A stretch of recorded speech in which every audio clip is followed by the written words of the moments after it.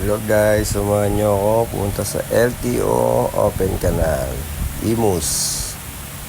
Paparehistro yung aking motor dahil expired na nung May na late register ako.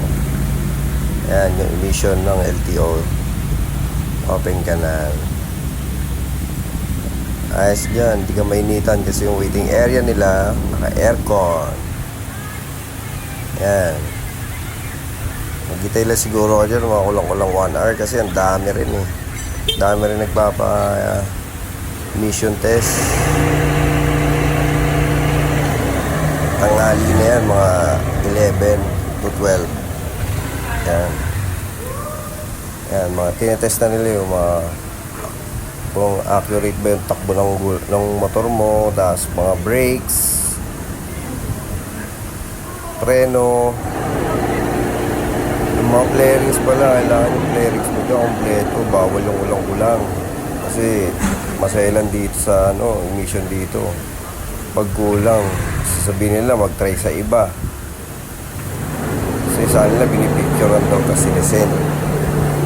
Kaya dapat pupunta tayo dito, yung mga flarings nyo o kaya yung motor nyo na kondisyon pag tines, para wala ka ng problema, dire-diretso na lang. Kasi may nasabay ako dyan, mga kulong-kulong yung flarings, hindi na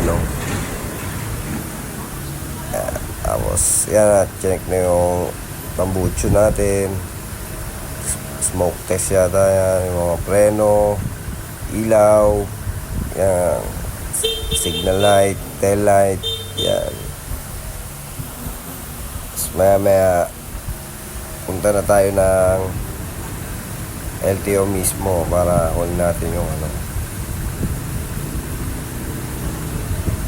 papel natin doon. Kasi nga pala, yung insurance niyan, doon ako sa Cebuana. Sa Cebuana ako mo ng insurance. Binayaran ko lang doon, parang 300 plus lang. Tapos dyan sa emission, ang binayaran ko dyan, 560 yata yun. So, nasa 560 yun. Ayan, double check. Tapos pipicture nila. Sinasend yata nila yan sa LTO. After ng ganyan, maya iabot na sa akin yung papel para doon tayo sa building ng LTO mismo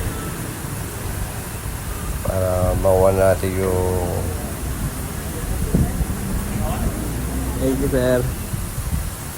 papel natin para iwas huli.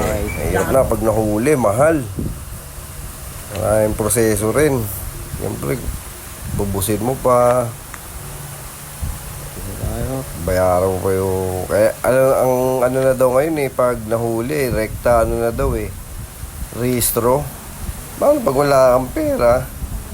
Kaya dapat parehistro na pag nagka-checkpoint na save lang yan dyan sa parang window 4 yan dyan, kukunin nyo, kailangan naka-xerox pag wala kayo ng ORCR ba yun, kailangan xerox nyo na pag wala yung copy, pa-xerox nyo na yan.